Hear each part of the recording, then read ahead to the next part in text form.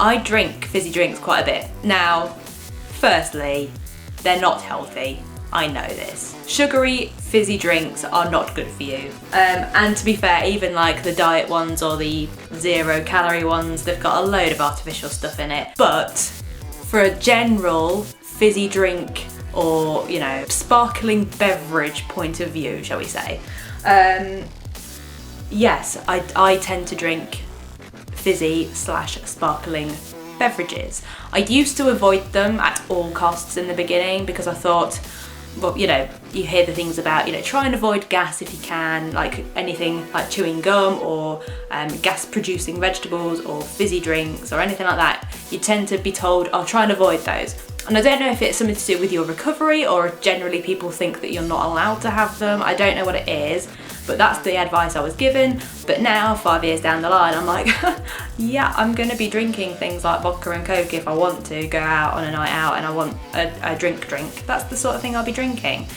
Or cider or beer or something that's gassy. Yeah, I'm gonna drink it because I'm not gonna let my stomach stop me from doing the things I want to do. And granted, that's not exactly the healthiest thing, but life, you know, we are normal human beings and every now and then you just want a nice cider on a night out or with a group of mates and just feel like a normal person again. I know that's such a stupid way to phrase it because everyone is normal, but you know what I'm saying? Like after surgery, sometimes you can feel a bit not normal anymore. So it's nice to, when you do enjoy those normal, mundane things, it feels great because it just feels like you're back to normal again after surgery.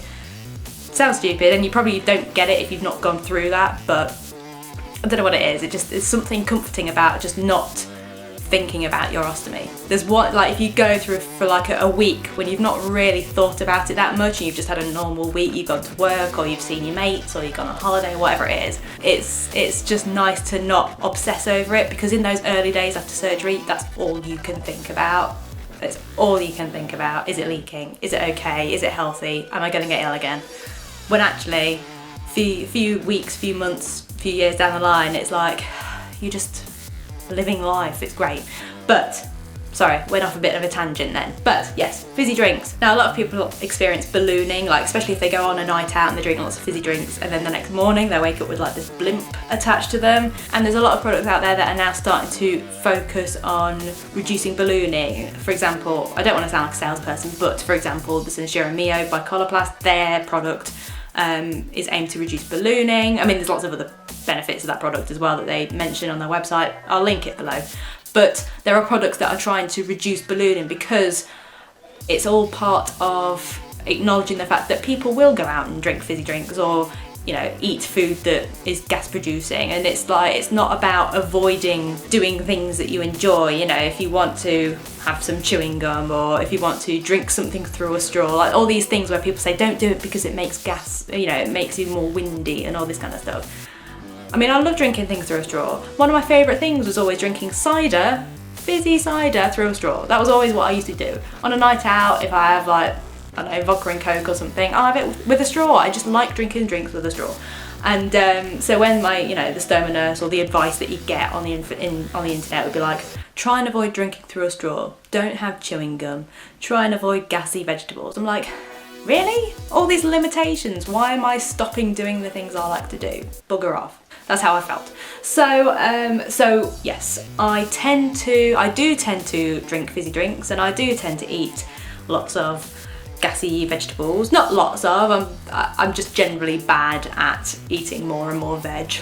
I'm trying to, but I'm quite rubbish at my vegetable. I can eat fruit, I eat lots of fruit, but not enough veg. I need to eat more veg.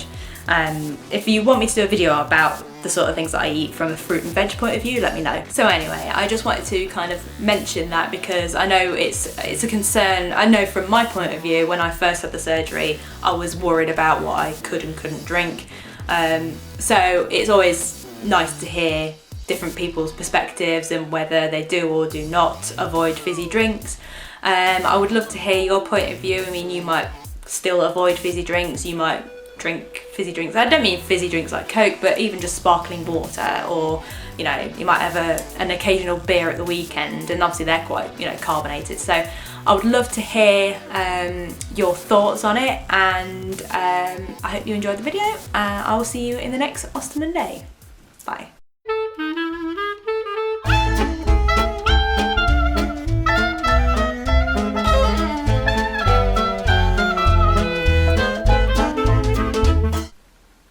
Yeah. Focus, focus, focus, focus, focus, focus. Hey!